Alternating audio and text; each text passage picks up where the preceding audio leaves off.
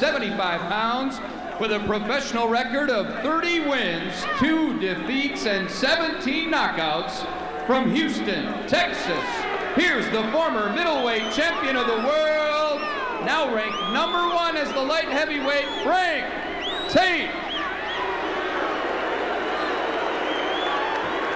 His opponent, fighting out of the blue corner, wearing the black and silver trunks. He weighs in at 175 pounds with a professional record of 32 wins, 1 defeat, and 19 knockouts. From North Dakota, here's the former light heavyweight champion of the world, Virgil Quicksilver Hill.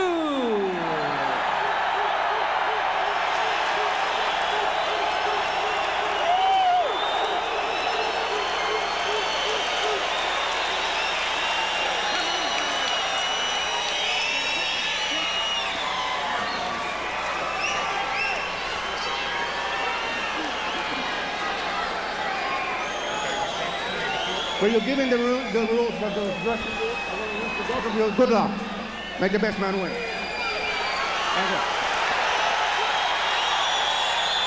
The Castrol tell of the tape, they are mirror images, like fighting against themselves. 6 feet, 175 pounds, same reach.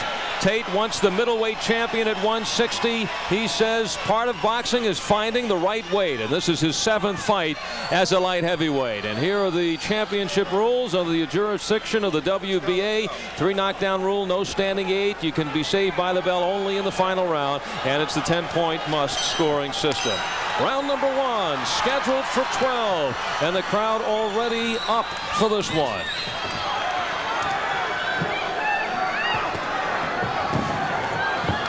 Frank Tate says he wants to take the fight to Virgil Hill, wants to cut off the ring so he'll know where Hill will be.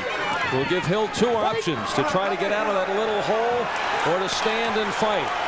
Virgil Hill, who saw the tapes of Tate's victory against Andrew Maynard, said Maynard bullying, came forward. He didn't make Tate work hard. Tate could sit back, counter, jab, keep Maynard off balance. So Hill certainly will try to outbox Frank Tate. Tate feels that Hill is a one-armed fighter, only with the left hand. And he may be right, but Hill uses that left jab. He's got an excellent left jab. As long as he uses that, he can control the pace and the tempo of this fight. You know, when they're on the inside, Frank Tate right now is learning about this light heavyweight division, how much stronger somebody like a Virgil Hill is. I mean, Virgil Hill is really the upperclassman of this light heavyweight division. Fought 12 times on national television, 12 title fights. This is his division. And this is his home, where he is undefeated. 8 title defenses in Bismarck. He's 15-0 fighting in North Dakota. He is a legitimate light heavyweight. Frank Tate is the former middleweight champ, so certainly the odds on the side of Virgil Hill. Hill in his reign, 10 title defenses, but not awe-inspiring type of opponents. Biggest opponent, I guess, was Bobby Ches in '89. And Ches was not on the top of his game at that time, but nonetheless, Hill displayed a workmanlike quality, which resulted in him being rated 3rd in the world pound for pound by Boxing Illustrated at that time. But his reign, Sean, pretty well controlled. Yes. No big threats, all in his hometown. You know, never had that unification fight with guys like Prince Charles Williams and Michael Moore, Dennis Andres out there. And quite frankly, outside of the loss to Hearns, this is probably the toughest opponent he has faced in his career, Frank Tate. Right, and in that loss to Hearns, he realizes now he was way too defensive. He said he would train differently. Now he would be more aggressive if he fought Tommy again. He said Tommy has lost to the boxers. I mean, to the brawlers, not the boxers. Well, right after Leonard, that. And he's lost to the people like Barkley. After the victory with Hearns against Virgil Hill. Hill, taunted by Tate about not using the right hand. Tate says, I haven't ever seen him do any damage with the right hand. But Hill says, hey, I'm 32-1. If I did it without the right hand, more power to me. I have a good left hand, I should use it. There was a good right hand by Hill. What Hill should do, get that right hand working, get Frank to look at that, and then power the left. Bob and Leona Hill at ringside, and the concerned face you can see on both parents. Leona looks like saying her prayers, and Bob looks like he wants to be in the ring with Virgil.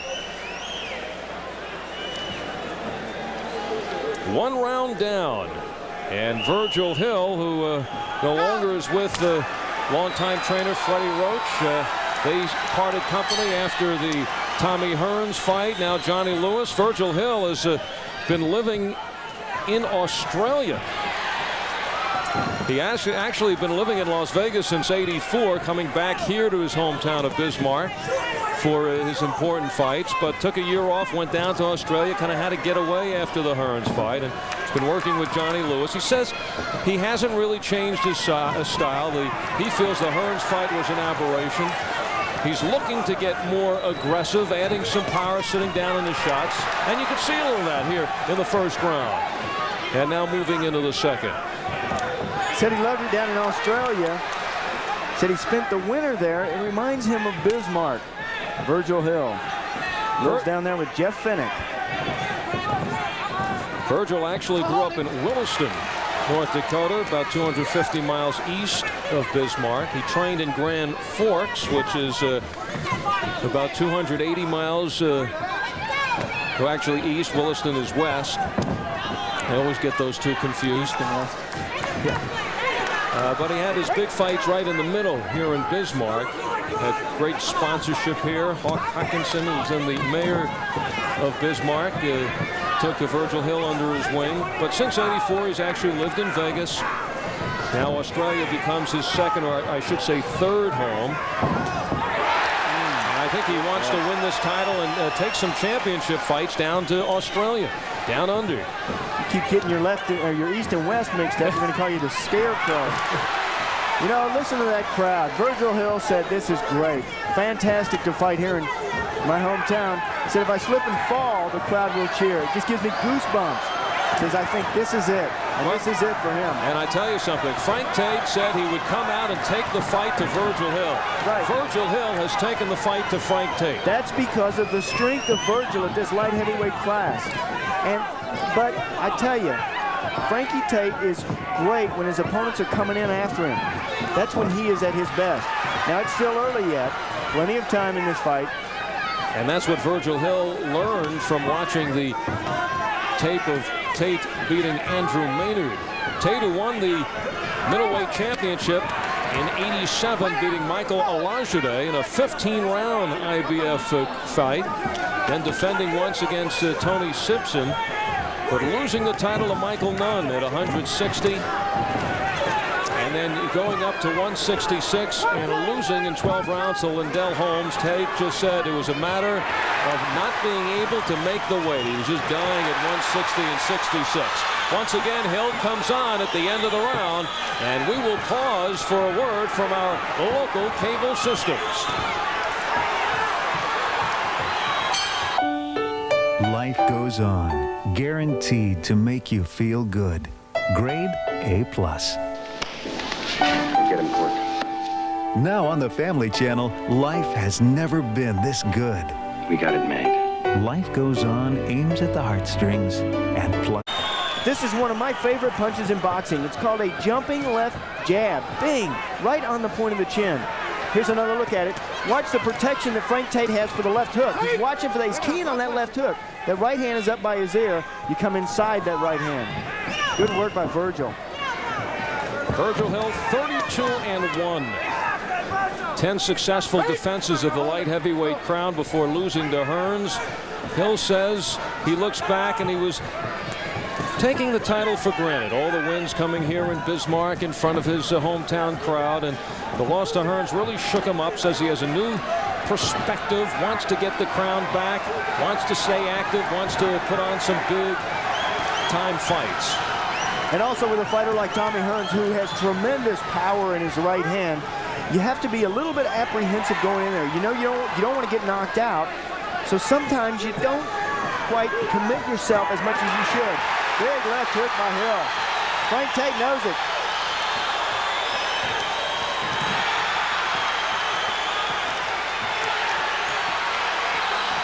Good. Oh, and has Tate with the right, and now getting wild here in the third round. Hill has Tate cornered.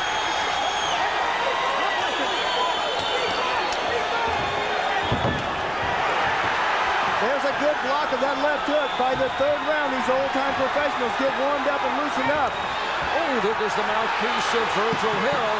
But Hill closing in. But there's a cut over the right eye of Frank Tate. That obviously from those left hooks. That's enough. Break it up. Break it up, boy. There's the time remaining in the third round. The mouthpiece reinserted by the referee, Bernie Soto. Big jab. That is how a crowd can help you win a fight. Look at that support. Two former Olympic teammates in 1984. Tate getting in the left hand. Really no story there other than being teammates. Tate won the gold medal at 156. Hill the silver at 165. Really weren't buddies. Didn't hang around. Hill's friends were Henry Tillman and Evander Holyfield. Oh, good right hand by Virgil. Tate says there were more sparks when he fought Maynard. More of something to prove. Maynard, who won the gold in '88 against Tate, the '84 gold medal winner. Coming down to 10 seconds, a terrific round for Virgil Hill, who has been without his light heavyweight crown for the last 15 months after reigning for nearly 4 years. The crowd erupts. Their guy has put on a show through the first three and has forged in front on the cards against Frank Tate. And an excellent round in that third one because Frank Tate came out and tried to take control, but Virgil had to fight to take it back. Let's listen to Johnny Lewis. Look for the head and bring it in. And jab to the body as well, mate.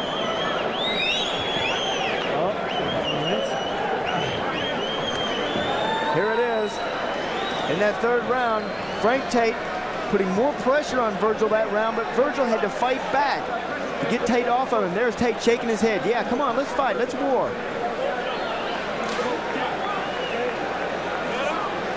Psychological warfare. Frank Tate trying to say, Virgil, you didn't hurt me. Tate says Hill's fast, but I'm faster. I'm the former middleweight.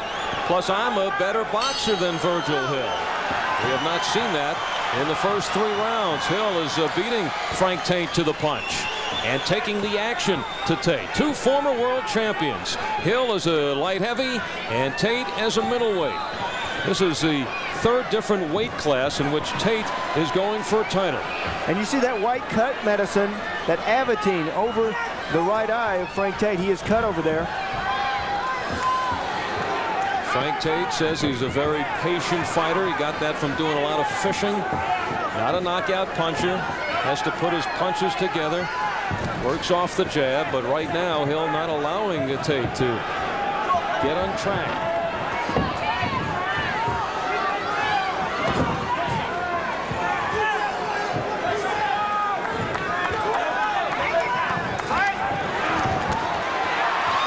Big left hook. Little water over there in that corner. Tate says he slipped. With problems now around the right eye. The cut opening. It appears to be bothering Tate. Slipped over the left hook.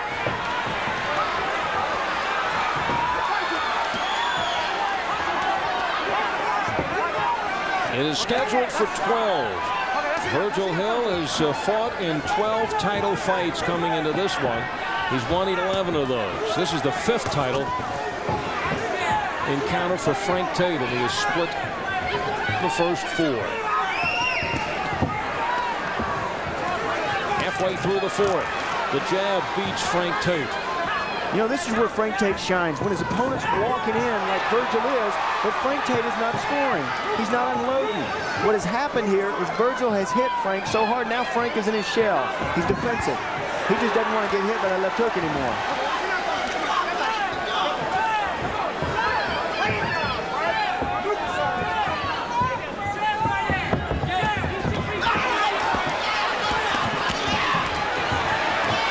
Oh, the left hook. Tate retaliates with the right hand. With a fighter like Virgil Hill, you have to throw punches on him. He will walk in, he'll walk right through you. Ooh, couple of elbows by Hill, and the warning by Soto. Doesn't take a point, but issues his first warning. And you know, Tate was talking about you know, how rugged a fighter Maynard was. Certainly much more rugged than Virgil Hill. Hill showing a little ruggedness. Dirty tactics with the elbow. But I think he's just trying to make a point.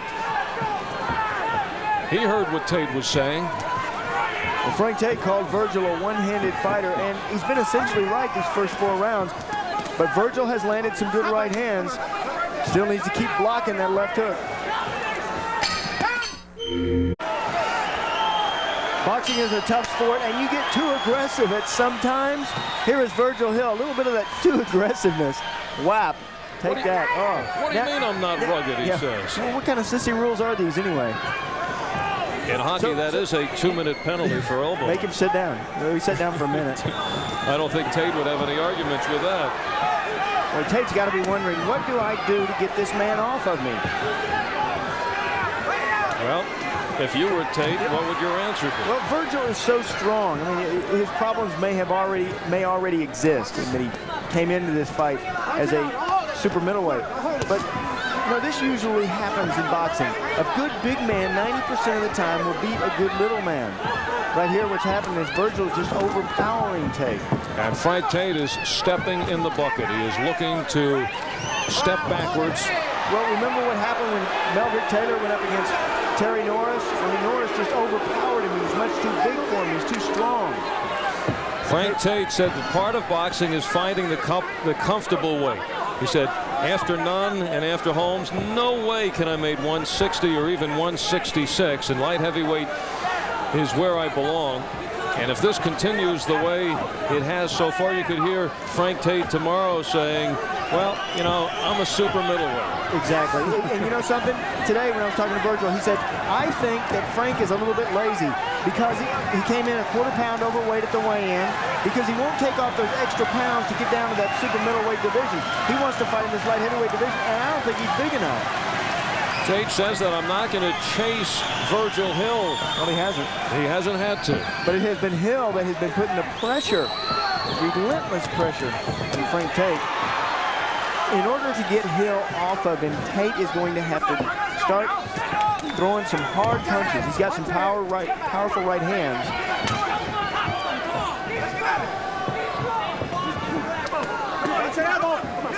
Hill using the Hearns fight now. All he can do is a learning experience. He said, here I am against Tommy Hearns. He's out there shaking and baking. I'm there frying.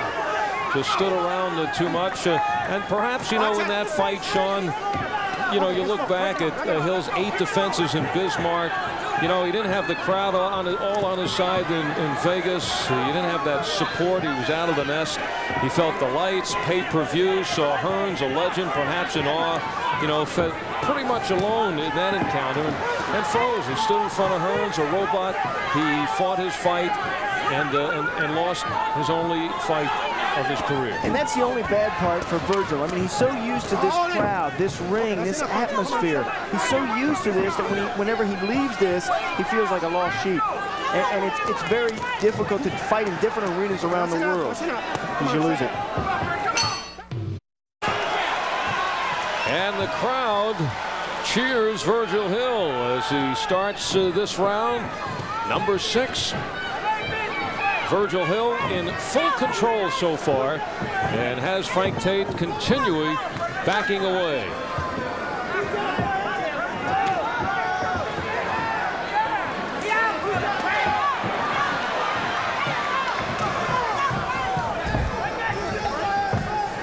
Yeah, there's Thomas and Van Ella Tate. The parents of Frank Tate came up from Houston with their son.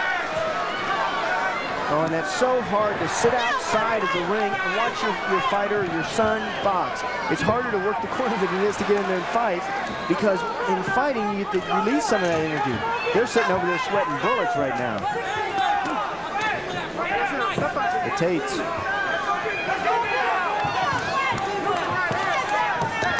Oh. Good right hand by Virgil. We've seen a few right hands tonight. They're telling Virgil more pressure, more pressure. But what he has to be worried about is running into the overhand right. Between rounds, Al Bolden, scolding Al Bolden, was telling Tate, you got to get busy, you got to get going. You're letting him get off too much, you're not throwing enough punches, and he's right. That's scolding Al Bolden. Scolding Al Bolden. Pace slowing down here, and that essentially initiated by Virgil Hill. He's looking in, now working the jab in this round. Ooh, big left hook. Frank Tate shakes his head no, and what that tells a professional fighter that you hurt him. When he shakes his head, that means, I got you.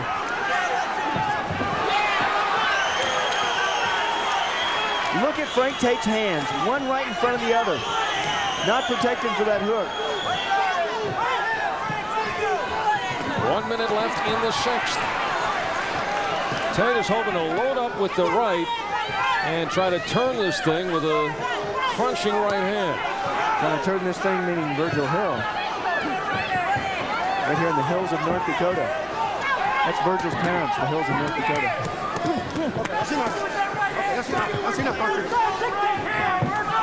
Champ, you just kill me sometimes. Sorry. There is the right, just glances off the face of Hill. And Hill comes back, showing both hands. Hill building up a big lead in the first 6 rounds.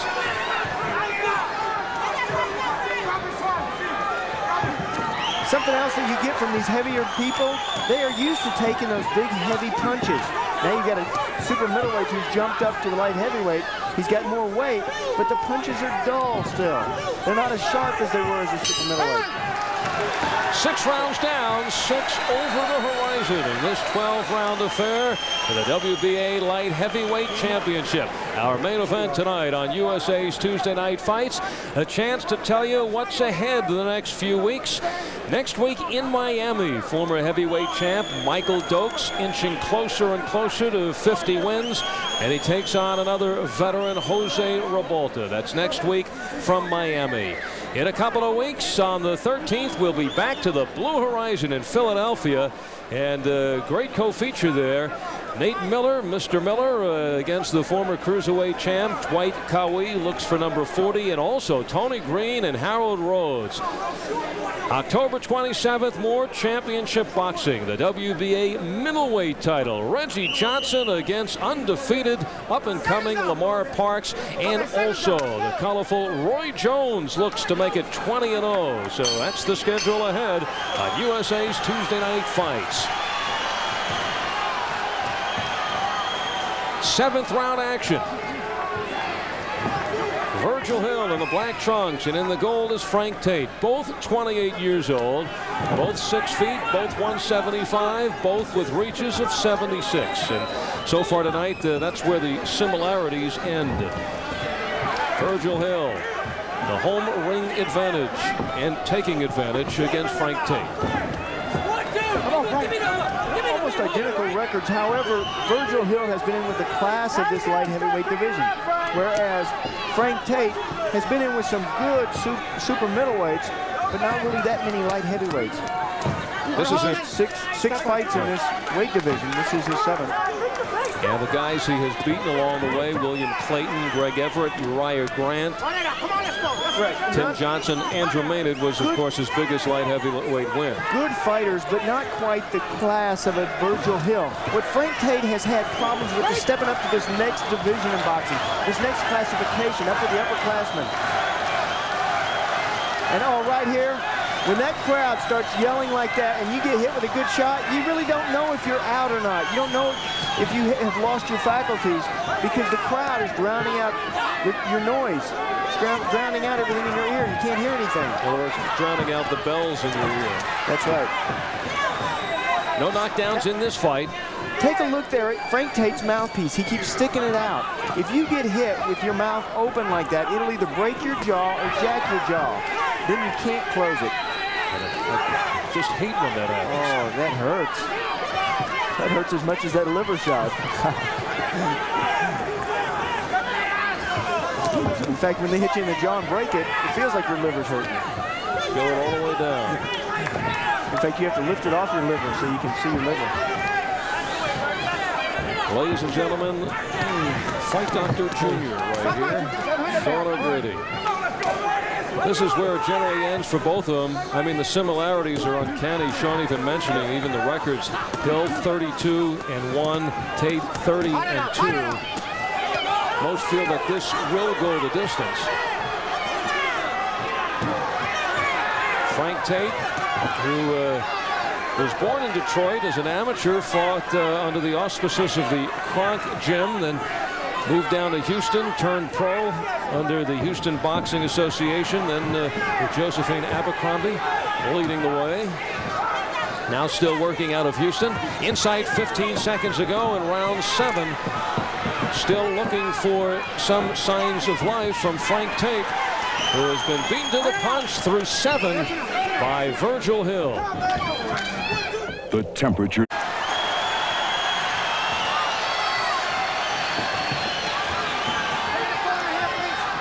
Bismarck, North Dakota, population 50,000. About a fifth of the city is here tonight to watch their own Virgil Hill against Frank Tate. 7 rounds down, and Virgil Hill building up a mammoth lead, and Frank Tate heard about that when he went back to his corner.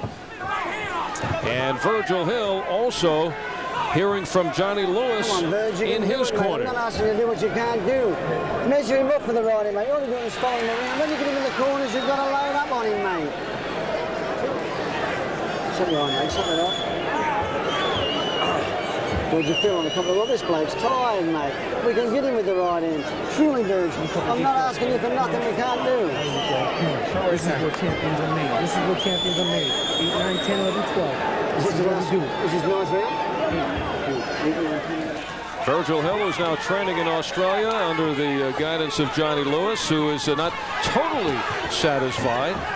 Right, good words from Lewis, but you know, you got a fighter in there that I feel like is in control of the match. He's doing a great job setting the tempo, setting the pace. So what do you tell him? He's on it. He's still on him, which is a good sign. Keep him sharp. Exactly. You don't want to get sloppy. And what did Al Bolden tell Frank Tate when he went to the corner?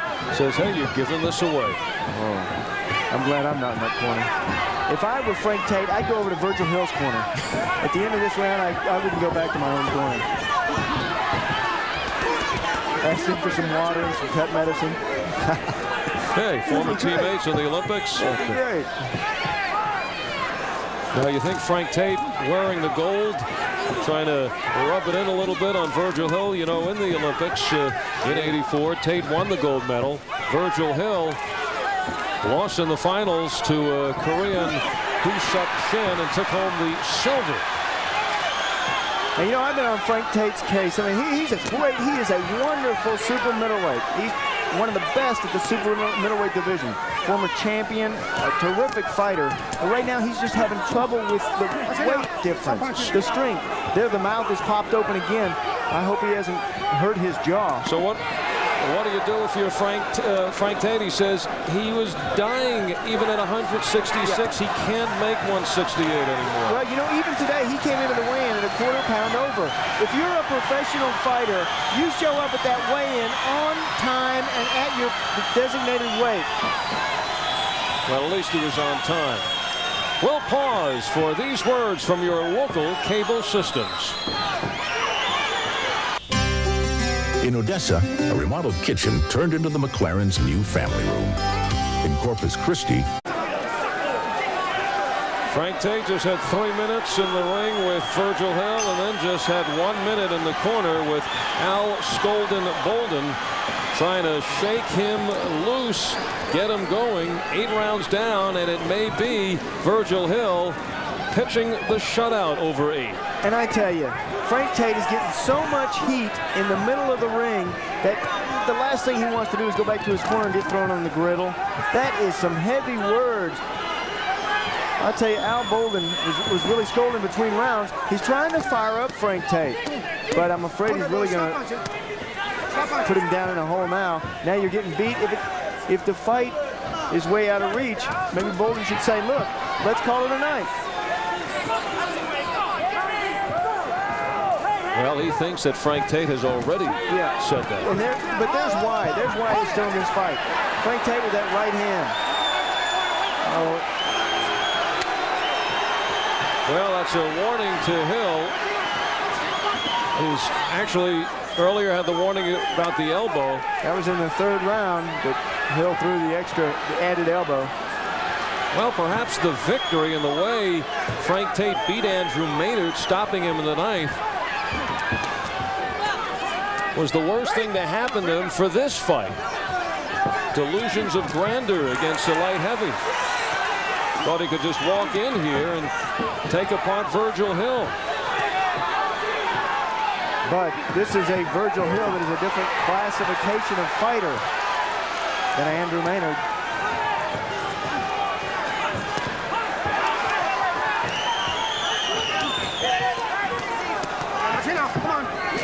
Virgil Hill, 12 title fights. He's gone the distance in 7 of them. I say that, and now Frank Tate has been busier this round than any of the previous rounds. A lunging left hand by Virgil Hill.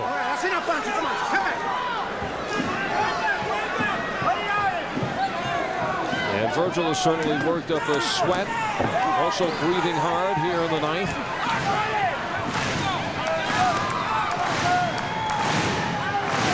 Oh, that's great. Listen to that crowd. Stomping their feet, clapping their hands. That is what you fight for. And that is another reason Frank Tate is coming here to town. He realizes here he can make the money where other towns he could not, fighting Virgil Hill. And Virgil Hill, of course, is a vacant title. Virgil had no complaints about fighting here in Bismarck. Oh, there's why. Great fans. Tommy Hearns took the title from Virgil Hill, then fought Iran Barkley, who became the WBA champion, and then vacated to go back down to super middleweight.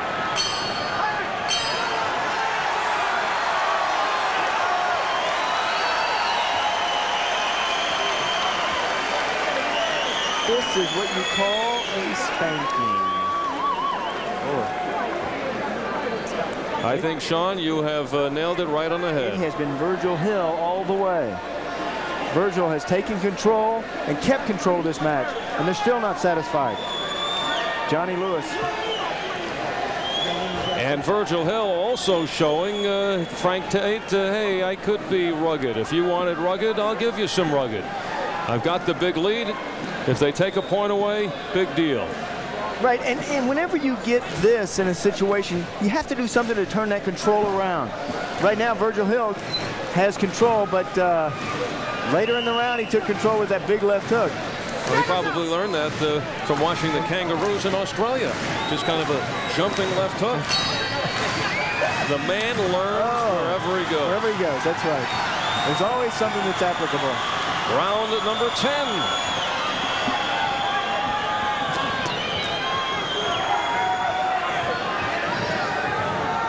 Tate is ranked number 1, and Hill is ranked number 2. Hill won the championship back in September of '87 with a 4-round knockout over Leslie Stewart. 10 defenses, and nearly 4 years later, but then lost the title in Vegas last June to Thomas Hearns in 12 rounds. Outboxed, outsmarted, standing in front of Hearns, who then promptly lost it to Iran Barkley. But since Hearns, Virgil Hill has won a couple of fights down in Australia, beat Andre Nelson in 10 rounds, and then Lottie Mawali fell in 4 here in North Dakota in April. And those were just a couple of fights to keep him active, to stay busy. He realizes that activity is the key. And it is. It's so important in this sport. You take a look at Frank Tate. His last fight was back in March of this year, whereas Virgil Hill has had 2 fights. This is his 3rd fight this year. Watch ahead! No, stop it.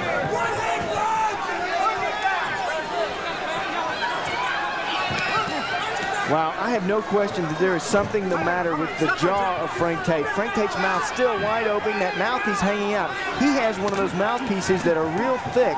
It's hard to get a grip on those. You can't really bite your teeth down. If you hold your mouth open like that and you get hit, it smarts. This is a world championship fight. How does he come into the ring with a mouthpiece like that? The same way that he comes into the weigh-in today, a quarter-pound overweight. You've got to take boxing serious. It is a serious business. It is a profession. And when you can start looking at it that way, then you start making these changes and realize that things happen in your favor.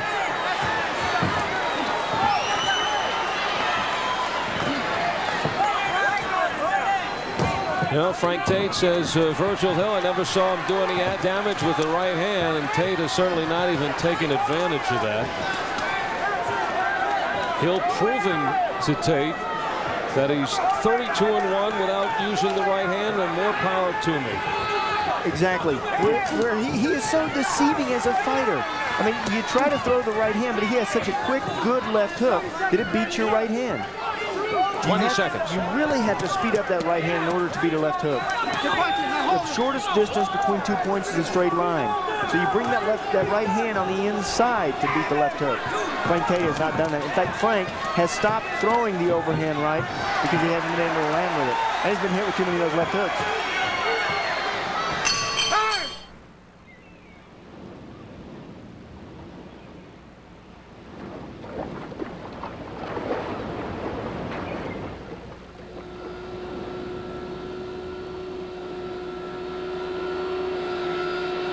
Will our new lightning blade actually make your job as easy as this?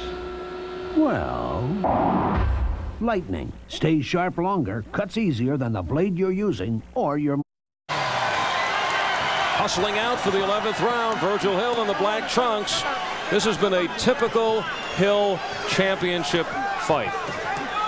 Workmanlike, looking like it's going to go the distance, completely in control.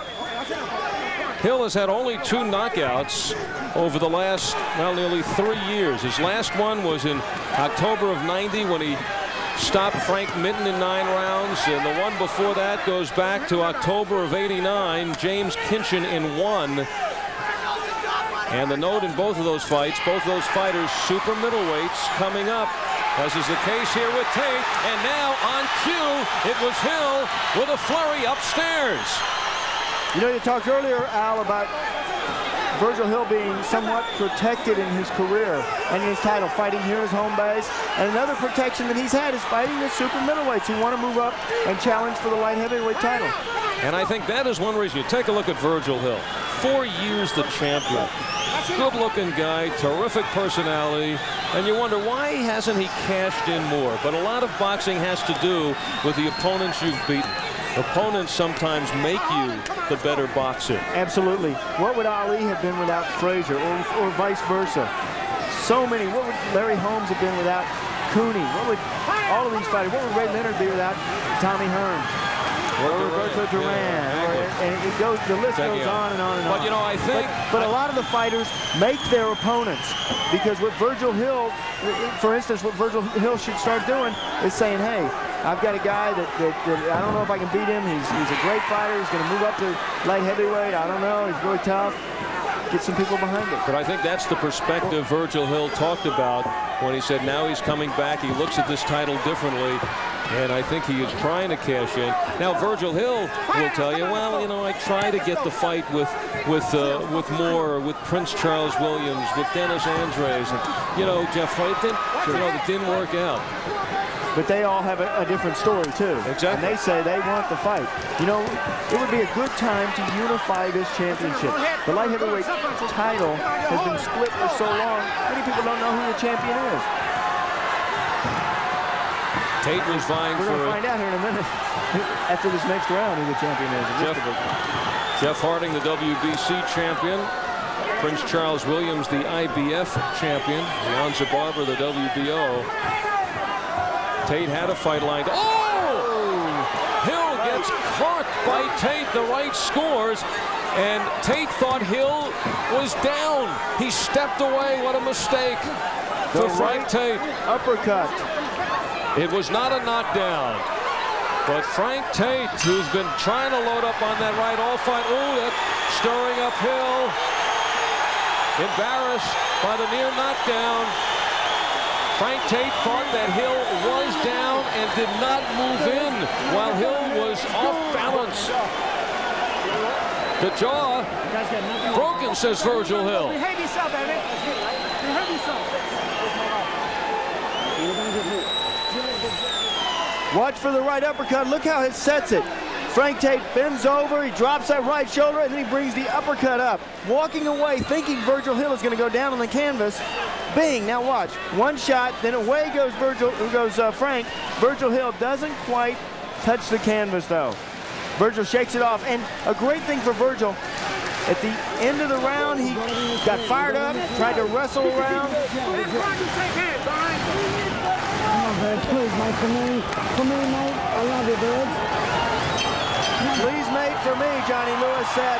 Trying to get that control back was Virgil at the end of that last round. Well, after that squeeze by Johnny Lewis, I guess Hill's jaw not broken, but Hill has a big enough lead to try to stay away. Tate's got to come at him, got to knock him out. But it is Hill who is the aggressor in the opening seconds of the 12th and final round. And it really could play into Hill's plans. If Hill can get Frank Tate, who needs a knockout, to rush in, Hill might be able to catch him. Hill's been struggling for the knockout throughout this fight. But Frank Tate had the window of opportunity. Yes. But he thought Hill was down. He was headed to the neutral corner. One more punch and this fight might have been over. Comes up with that shocking right hand, but then makes an error. Big right uppercut, but let's see if he can do it again. He's trying.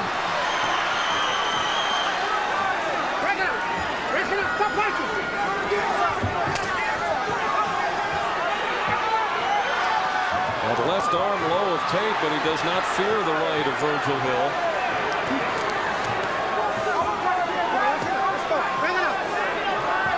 12th and final round for the light heavyweight championship of the world, WBA version.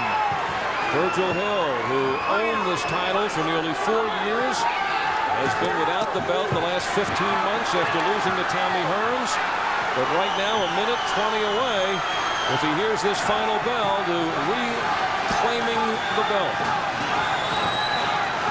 A busy pace.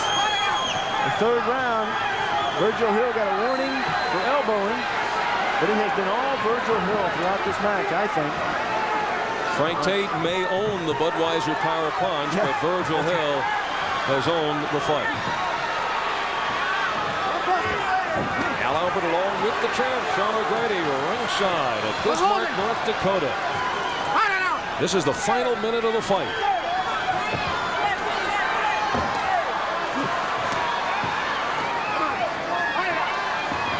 Wow, and right now Frank Tate is the one holding on. Frank should be throwing that right uppercut. A lot of wrestling. You don't wrestle with a bigger guy. It only wears you out. The uppercut again by Tate.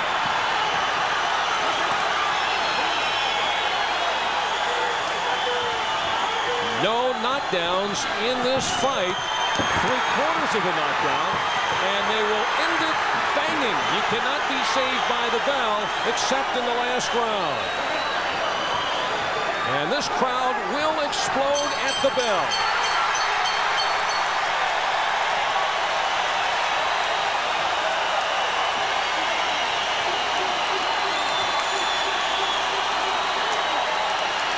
He knows it,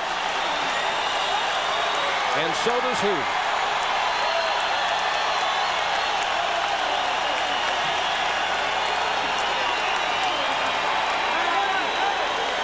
For Virgil Hill, there is no place like home. We'll be back for the decision in just a moment. USA's Tuesday Night Fights tonight, traveling to Bismarck, North Dakota, the home of Virgil Hill. Sophisticated computers tracking the space shuttle. Keeping the system on track, Luce Vaminda Verba, NASA contractor and DeVry graduate. At DeVry, my future was... Jam-packed at the Bismarck Civic Center, the crowd came to see Virgil Hill reclaim his WBA light heavyweight championship, and we will find out he did just that in just a moment. Here's the decision. Ladies and gentlemen, we have a winner. It's a unanimous decision. Robert Watson scored the fight 120-109. Harold Lederman scored the fight 116-112. Jose Campos 118-116. To the new WBA light heavyweight champion of the world, Virgil Quicksilver Hill.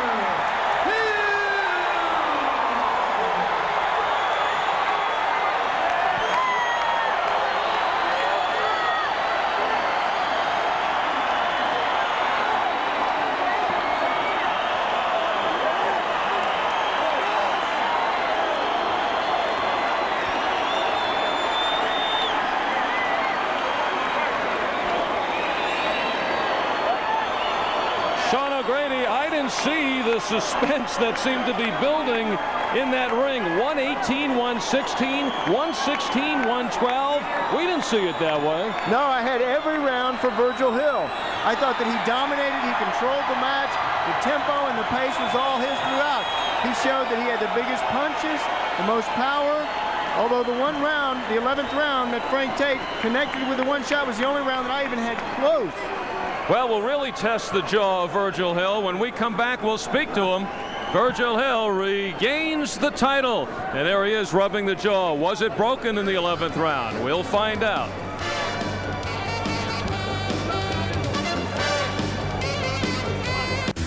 What's your favorite episode of Quantum Leap?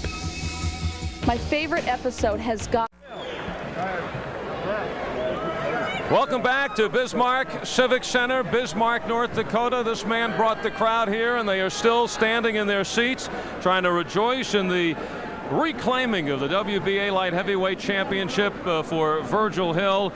The scores kind of surprised us. Sean even had you pitching the shutout over 12 rounds. Yeah, well, you know, I don't know, I'm just thankful that I got the title back. You know. And you're even able to talk. Did you break the jaw, or you thought it was broken in the 11th? Ah, cracked the tooth. Well, cracked the tooth? Yeah. Okay, we'll see if we get... right uppercut. We'll see if we get... I don't mean to cut you off, but I want to thank my Lord and Savior Jesus Christ. Salute to everybody back in Clinton, Missouri, and my new home, Sydney, Australia. Don't say that too loud around here. Yeah, that's right. Did you try to knock him out?